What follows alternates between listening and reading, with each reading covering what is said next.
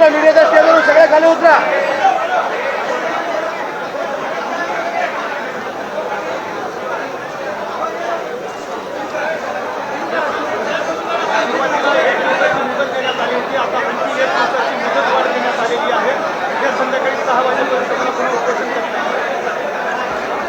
सरकारने काय केलं मला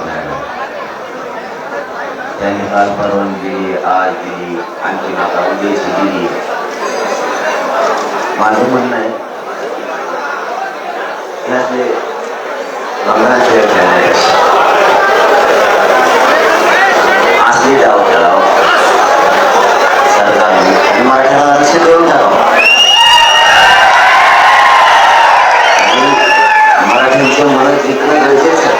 सकाळी पण तेच सांगितलं, आता पण तेच सांगतो. अशी योग्य संधी सरकारला आता सध्या गोरगरीब मराठ्यांचं मन जिंकण्याची योग्य वेळ. सरकारला सगळे विसरतील, गोरगरीब मराठी कधी सरकारला विसरणार नाही. त्या गोरगरीबच्या लेकरांचं आरक्षण केलं, त्यांना आयुष्यात रोजीरोटी मिळाली. तुमचा आमदार तुम्हाला विसरण, तुमचा मंत्री तुम्हाला विसरण, तुमचा पदाधिकारी तुम्हाला विसरण, पण मरेपर्यंत माझा तरी करोडो मराठा तुम्हाला विसरणार नाही.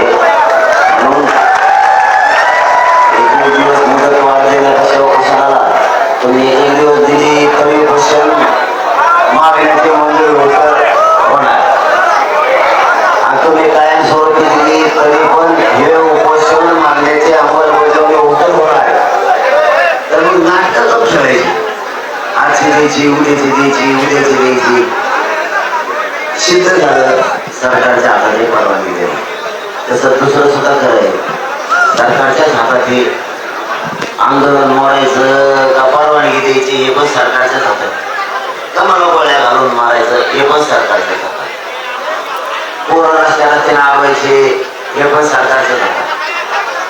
का सोडायचं, तुम्ही जर त्यांना त्रास नाही दिला तर पोरं पण काय नाही. मुंबईची परिस्थिती अशी घेतो, जसं पोलीस बांधवाला घेतो तसं आमच्याही माहिती आहे की ते सरकारनं त्यांचे लग्नीचे त्याचे संघाचे कुलप लावून ते दारावर जाईल.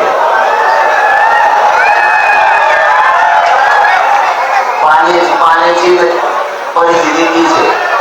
अशी माहिती मिळाली की लोकांना सुद्धा जेवणाचे बंद येतो. म्हणून सीएसटीला जेव्हा बसले होते पोरं त्याच्यामुळे बसले होते. त्याच्यामुळे हे प्रॉब्लेम व्हायचं की आता ज्यावेळी पोरं इथल्या पोलीस अधिकाऱ्यांनी बांधवाने सांगितलं एवढे काढायला सांगा, आपण काढायला सांगितलेले त्यांनी मिळेल सुद्धा, पण त्यांनी ते कारण सांगितले काही सोड नाही, पाणी प्यायला होता म्हणजे कधून जावं मराठी मुंबईत. परत जेवायला मिळून नाही त्यांना, चहा पाणी मिळून नाही त्यांना, काही वस्तू मिळून नाही. म्हणून अरे कशा लेटर झाले तुम्ही मग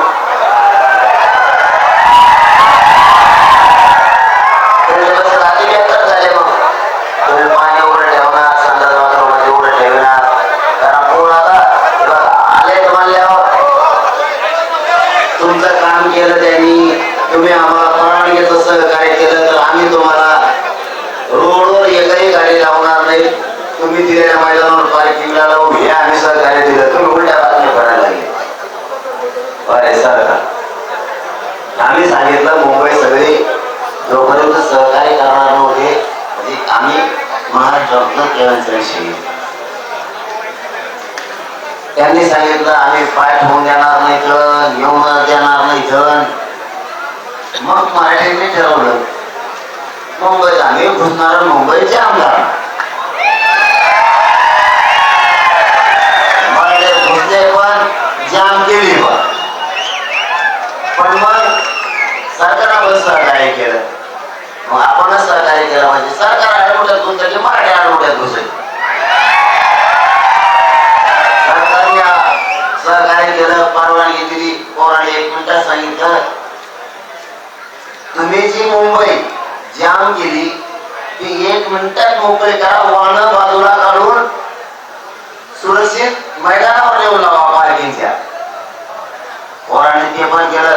2-4 घंट्याने 2 घंट्यात नाही पण 2-4 घंट्याने साहेबांनी येऊन सांगितलं हो तुम्ही सांगितलेली त्याचे आम्ही सांगितले होते ते सगळे पोरांनी वाहनं काढले काय सरकारी पाहिजे तुम्हाला आणि तुम्ही पाण्याचं बंद करणार कशाचं बंद करा मागच्या गप्पा झाले मागच्या गप्पा झाला उघड नको वाटत तुले तुम्हाला कळलं का काही काय कळतं परिस्थिती सरकारनं जाणून घेणं गरजेचं होतं पण गरीब इतक्या लांबून आले गरीबाचे काय करायचं आहे राव त्यांना एक दिवसाची रडक्यासाठी परवानगी द्यायची बोराला पाणी नाही मिळाल्यावर मग ते पोटे असे येतं त्याचे नाही काय चुके तुमच्या गावाला आलो पाहुणे म्हणून आरती वागणूक देतात का तुमच्या आमच्या तिकडे येतात तो निसा घ्यायला तालुक्यात जिल्ह्यात अशी वागणूक देतो काय जरी कार्यकर्ता तुमच्या पक्षाचा असला तरी आमच्या मराठ्याचा आहे तुमचा शिवसेनेचा असला तरी मराठ्याचा आहे राष्ट्रवादीचा असला तरी मराठ्याचा आहे काँग्रेसचा असला तरी मराठ्याचा केसरमाचा असला तरी मराठ्याचा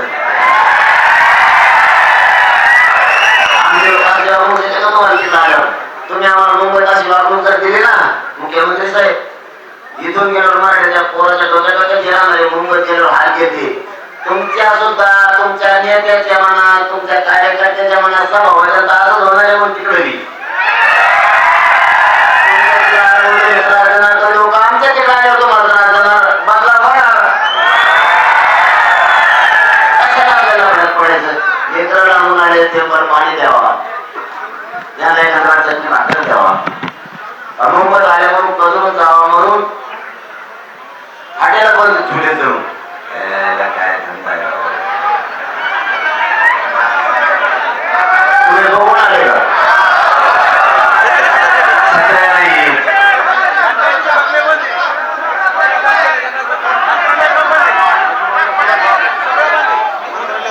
म्हणजे याचं कारण असं आहे हे बघा जे मताला तुम्हाला किंमत द्यावा लागेल राजकारणाला ऐकून तुम्हाला जे मताचं मत काय एक मतानं लोक काय सांगतात याला सुद्धा किंमत द्यावा लागणार तुम्ही आम्हाला येऊन सांगणार गोड गोडवाला तसं काही नाही मी मोबाईल काय त्याला लोकांचं सुद्धा खरं आहे ना तुमचं खरं आहे नुसतं एकट्याचं लोकांचं खरं नाही ही कोणती पद्धत आहे तुमचा रस्ता मोकळा केला आणि बातम्या फिरल्या सरकारने मुंबईत मोकळी करा म्हणलं मी म्हणजे लोकांना आमच्या गैरसमज पसरला पाहिजे ते काय चावत आहेत का रस्त्यांचा तरी मराठ्याचे पोरं मुंबईत थांबला मराठ्याच्या पोरांना कोणाची दिल्ली कोणत्या पॉईंटला गेला असेल देवबाप्पाच्या दर्शनाला गेला असेल कुठं काय म्हणते त्याला मला माहित नाही समजा चौपाटी काय गेला असेल समजा काय ते काय आहे मराठी पोर मध्ये सापीला जाऊ खेड्याचा लेकरू आहे काही काही पोरं आल्याच्या नंतर बघते आजूबाजूला तुम्ही सुद्धा बघा ना तुम्ही नुसता बनाला घेऊ तसा बनवत होता खेड्यापाड्यानं आल्या मंत्री येतात मुख्यमंत्री येतात आल्या आल्या तिथं जातो का आज रेस्टॉरंटला जाईल सगळीकडे थोडी आवाज घेऊन बघा कशी आहे काय म्हणजे तुमची एक भावना आमची एक भावना असं नका सोडू तुमच्या दाराला तुम्ही आम्हाला एक दिवसाची परवानगी द्यायला काय नाव तसं पाहिलं तर मग परवापासून पूजन चालू 27 पासून 27चा दिवस मला झोप नाही रात्र झोप नाही 28चा दिवस झोप नाही रात्र झोप नाही 27ला दिवसभर जेवण मिळत नाही 28ला मिळालं सकाळी म्हणजे 27ला सकाळी पण नव्हतं आणि संध्याकाळी पण नव्हतं निघालो वाटलं होतं उशिरा निघू पण इतकी गर्दी झाली तिथं आंध्रवाडीत बिना जेवणाचा तसाच निघालो मला रस्त्याने जेव नाही जेवण मिळालं दिवसभर रात्र इतकी गर्दी होती इथून तिथून पत्रकार बांधव माझ्या गाडीत होते मी तर गाडीत नाही मुख्यमंत्र्यावानी आपल्या गाडीत शूटिंग फिटिंग करते ना करून दे ना त्याला काय खोटा बोलायचं तेव्हा जे बोलायचं ते ओपन मीडियाच्या समोर चर्चा करायची मीडियाच्या समोर सगळं ओपन रात्रभर जेवायला नाही मिळालं 28 सकाळी जेवलो जे तिथून पुढे वेळ उगला दुपारी त्याला थोडं गाडीवर बसून जेवलो ते काय जमलं नाही जेवता आलं नाही थोडं जेवलो म्हणजे 28च्या 28 रात्र पण उपाशी आणि जागा बरोबर जाऊ पत्रकार म्हणतो दोघं तिकडे गाडी मार बसले बिचारे ते म्हणले आज सुटले करायलो म्हणले कामाले वय उपाशी अरे ओरिजिनल करतो का हे कोणी को भरायला हे बाबा उपाशी मारायला पत्रकार याला 2-3 टाइम हारायची सवय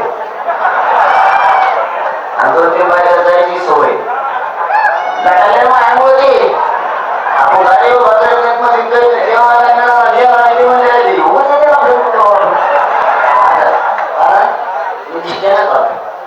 बेगरेपणा नाही करत मला हे सरकार असं नाही माझ्या पोराची बाजू मला मुंबईत काही करणार नाही ते तेव्हा शाळा जाते राजा लावायचे येते पुन्हा येते काय करणार नाही ते तुम्ही त्याला चिरी घालू नका ते काही करणार नाही लई गरीबाचे लेकर लई मोठं दुःख घेऊन आले ते मराठ्याच्या पोरं माज आणि मस्ती घेऊन नाही आले लय हाले तो आमच्या लेकराचे मुख्यमंत्री आम्हाला माहिती आमच्या लेकराचे किती हाले किती कमरा मोडले आमच्या आई बाबांचे कष्ट करून लय अवघड तुम्ही ते जाण ठेवा ते माज घेऊन नाही आले तर माजलेलं नाहीये वेदना घेऊन आलेत आणि तुम्ही वेदनेवर लक्ष द्यायला आमच्या डोळ्याचं पाणी पुशिनात म्हणून त्यांना राग येते बरं तुम्ही लवकर नका का पुशिनात मी उपोषण करून नेल्यावर मान द्या हरकत नाही काय अडचण नाही माझी मी बलिदान द्यायला तयार झालेलं आहे पण तुम्ही त्याला इथं दुकान बंद करायला लावू नका नंतर तुमच्या बी महाराष्ट्राचा भाग इथून पुढे तसंच होणार आहे अहो खरं सांगतो आपण कोण होत नसतो आमचे पोरं आले मग तुम्ही टपऱ्या बंद करणार हॉटेल बंद करणार सगळं पाण्याचं बंद करणार आम्ही पण तुमच्या तिकडचा भाग गेले तुमच्या जिल्ह्याची झाली ती पाईपलाईन आमच्या गावातून गेले असले आम्ही तिथं पाण्याच्या दिवशी होता बंद करणार तुमच्या देश हावलात गेला असलं पाणी आमचे बंद करणार आमच्या राहतून गेलेलं असतं कारण तुम्ही आम्हाला मुंबईत घेऊन दिलं आणि आपण बोलतो ते करतो तुमच्या आमदार मंत्र्याच्या जर आमच्या तिथून पाईपलाईन गेले असले तर आम्ही बंद करणार आणि तुम्ही आमचे उपाशी मारायला लागले तर कशाला तसं होणार तुम्ही नाही सापडत आम्हाला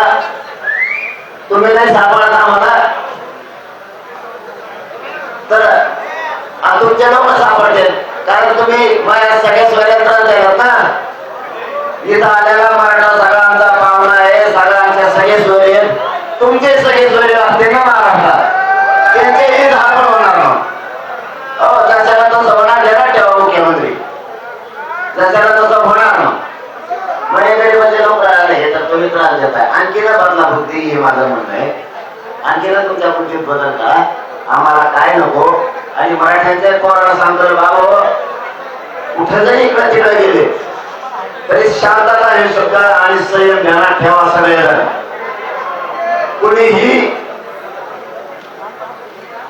वाईट पाऊल उचलायचं नाही आपण आपल्या गाड्या दिलेल्या मैदानावर सुरक्षित नेऊन लावा इथं जर नाही खायला मिळालं तर तुम्हाला रेल्वेनं तुमच्या गाडीपर्यंत जाता येईल जेवण करता येईल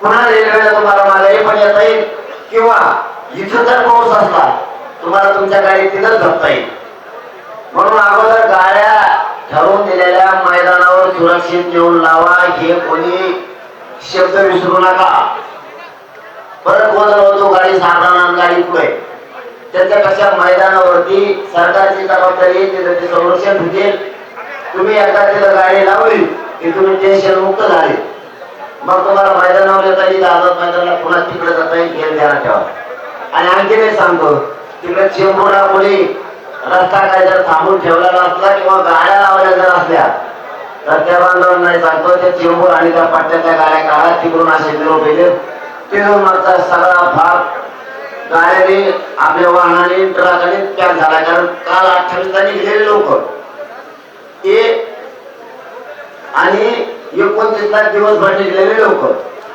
महाराष्ट्रातून आपले ते सगळे जाम आपल्याच लोकांमुळे आपलेच लोक जाम झाले त्यामुळे गाड्या जर कोणी मत असलं चेंबूरच्या मैदानावर लावा तर चेंबूरच्या मैदानावर लावा वाशीच्या मैदानावर लावा मत असले तर वाशीच्या मैदानावर लावा ते जर इथं पुढं मुंबईत मैदानात तिथं लावा म्हणजे तिथं लावा मला वाटतं सरकारच्या वतीनं एक पार्किंगची जागा घोषित केली पाहिजे. कोणत्या मैदान आहेत काय म्हणजे पोराच्या ध्यानात येईल. तुम्ही तोंडी सांगा पोराला वेळ लागणार कुठे. तुम्ही पार्किंगचा एक पोलीस बांधवांनी आणि सरकारने तुमच्या पार्किंगचा एक मॅप टाका. ये मैदान या ठिकाणी आहेत, या विभागात आहेत, या वस्तूपासून इतक्या अंतरावर आहे, रेल्वे पासून इतक्या अंतरावर आहे, किंवा अनेक कुठं असेल एखाद्या मार्केटचं मोठं नाव तिथून इतक्या अंतरावर आहे.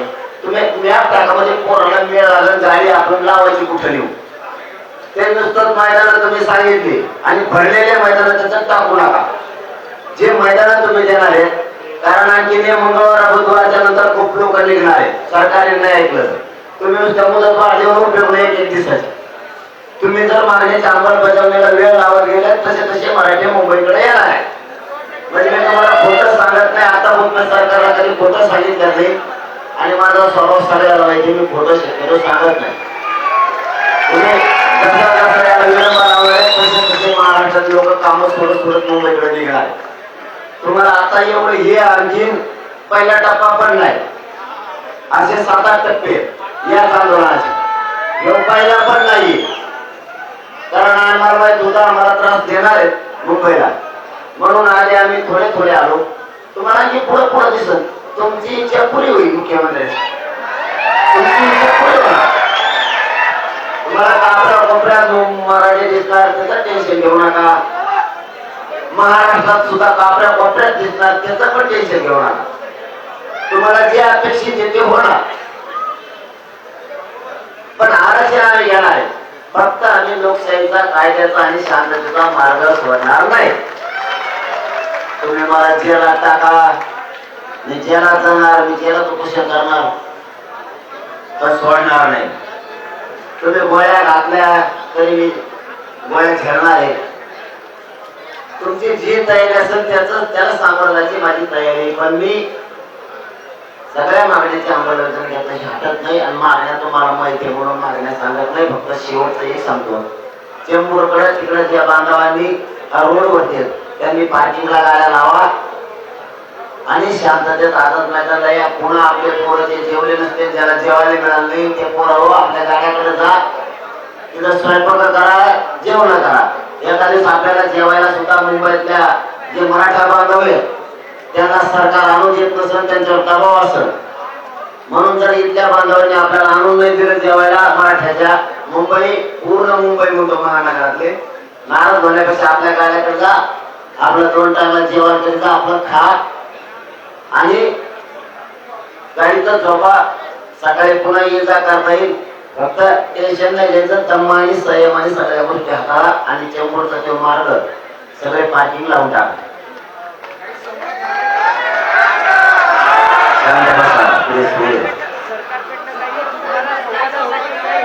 प्लीज चालू शांत बसा ना, प्लीज चालू शांत बसा.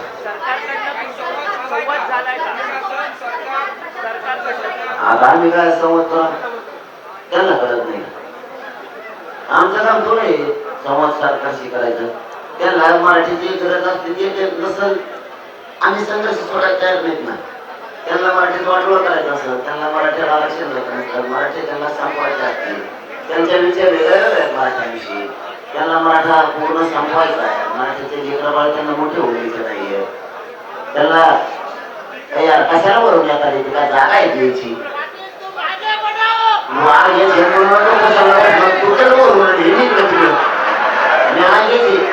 तू खाली गेल तिथं सरकारला मराठा समाजाचा वाटोळत करायचा म्हणून ते येत जात नाही. येतील नाही येत त्याची गणी घेणार.